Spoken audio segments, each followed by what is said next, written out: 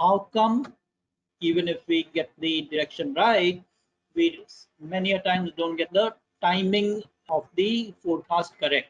So I'll show you something now that all the analysis that we do, all right, finally comes into say report like this, and that is then translated into what we call benchmark, monthly benchmark. So this is what we had forecasted on 31st of January when the rate was 71.45.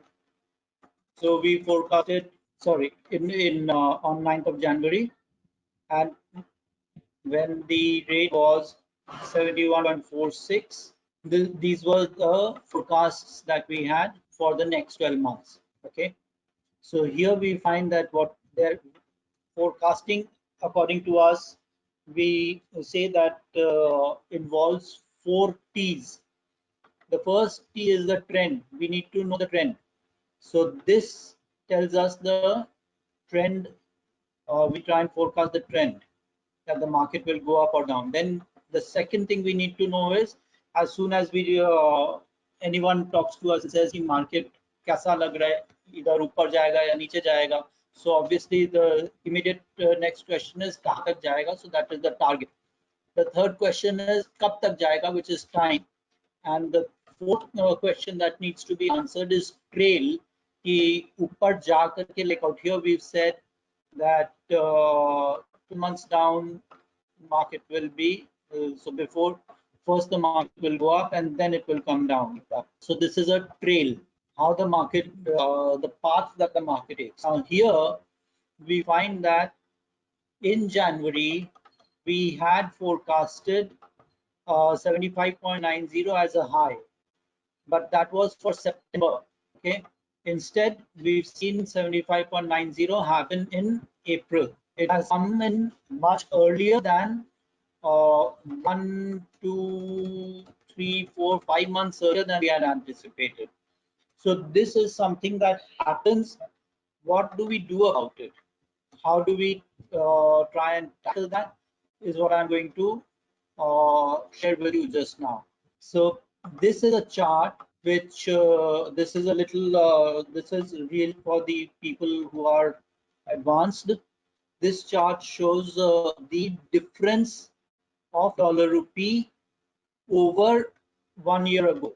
So this red line shows this is in March 09, dollar rupee was 51.26 and it had come up 10 rupees 91 paise over the over March 08. So over 1 year, dollar rupee had moved up by 10 rupees 91 paise. In that we captured out here 6.71 rupees of that move, and our error here was this much. Say this was not at the peak, but this was the peak error. Now the second time like this was in July 12, dollar rupee was 56.01. It had moved up 11 rupees 17 paisa compared to a year ago. So also in 2013, and then here we find that our error is of a similar magnitude. So when dollar rupee has really gone up sharply, that is a time when our forecasts have not captured the movement fully. That has happened in 2009, in 2012, 2013. Out here in 2018, it was much better. And now in 2020, again, the error is high. But there have been times when the dollar rupee comes down.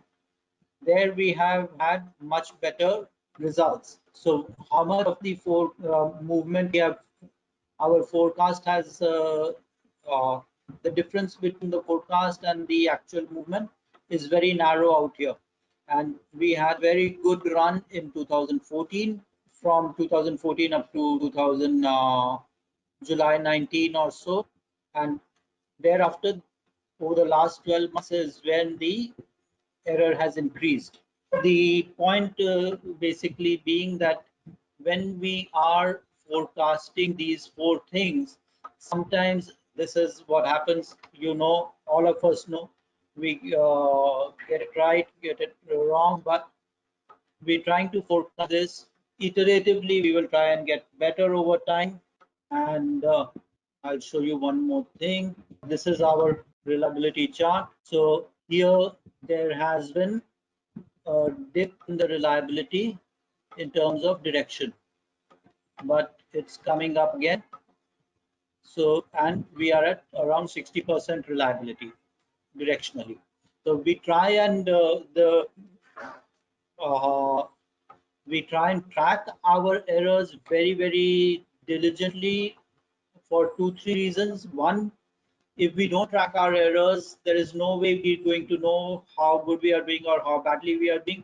So earlier, if you notice, our reliability was in the region of was very low. Okay, so we had been talking at that point of time, could have been sure that we would have been losing money view. But today, even if we are not doing very well in the recent times, there is still a 60% chance that we are going to be right. And as I said yesterday, this is our career batting average over the last, say, 14 years. Crux of the thing basically being, yes, sometimes we get it right and sometimes we get it wrong. Overall, we getting it about 60% of the times. And the fourth thing that we are trying to forecast is not only the trend and the target, but also the time and the trail. Now I'll show you some of our old reports and how sometimes even if you get the direction right, you may not get the target. So and how we've improved over time. That is what I want to share with you. So I'll take you back to some very old reports. This is 11th of March 2008, when dollar rupee was 40.46. So the veterans in the amongst the clientele would remember that people were talking about 35 for dollar rupee at that time. Okay, this is what people were talking about. Everyone would remember that very well. But we said chances of fall below 39 are very low. Even a fall below 39.80 looks unlikely. Instead, the chances of an eventual rise past 3.85 have to be seriously considered. So, in March 2008, when the market was 44.6 at a very seminal period of time, we were looking for dollar rupee to go up. Now, when I will just suppose that with this chart. So even when we got the direction right, we didn't get the extent right, because at that time our sensitivity to volatility was low, because we had just started on this very assiduously. We did not have a lot of data, we did not have a lot of experience, we did not have a lot of study. Over time, as I showed you here, over time our error has decreased on average. This is the trend average for our error. So where earlier you would have expected our error to be 6%, today on average it is around 2.75%.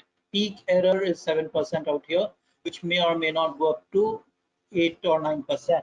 So in 2008, even though we had the direction right, our error was very high. By tracking our error over time, we are trying to improve. Now, I'll also show you April 2008. So April 2008, we had said, as a follow-up to March 2008, we look at a rise towards 41.20. What I'm trying to also show out here is that while we were getting the direction, we were looking for dollar rupee to rise, we were not sensitive. We did not think that it would rise very much. So that was something that we did not know at that time. Coming to, I'll show you another report which we published in April, more recently in April 2019, last year. So this is where we predicted crude, and I draw your attention to the red portion where we said that we're looking at $33 on Brent by 2020, 2021. At that time, Brent was 69.71. Okay, so here is an example of where we've got the direction right, very much so. Crude has come down. When we were sharing this with everybody, there were very few people who would have anticipated, I mean, who were willing to buy into this. But yes, crude has fallen, and it has fallen in the 2020-2021 period itself. Now, this is possibly the closest that we could have got. Uh, Even then, there is an error because Brent has gone below $33. It has gone down to say almost $15 yesterday. So that much error is there. Coming to another report I'll share with you was in January 2018. In January 2018, dollar rupee was at 63.37, and when it was 63.37, people were looking for 61.60, and we said we would not look for 61.60. This is it.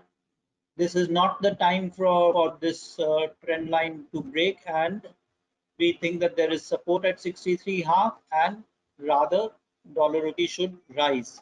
Okay, so I show this to you because I shared with you what we said in March 2008 when dollar rupee was 40.46, in April 2008 when dollar rupee was 40.01, and I shared with you what we said in January 18, where we said that dollar rupee would rise.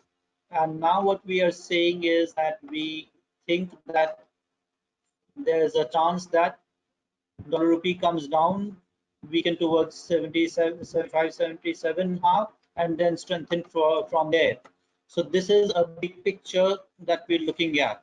I've just shared some old reports with you to give you the big picture of what we're looking for in dollar rupee, and also to underline that yes, we out of the 40s, it's very difficult to get all of them, although we are trying.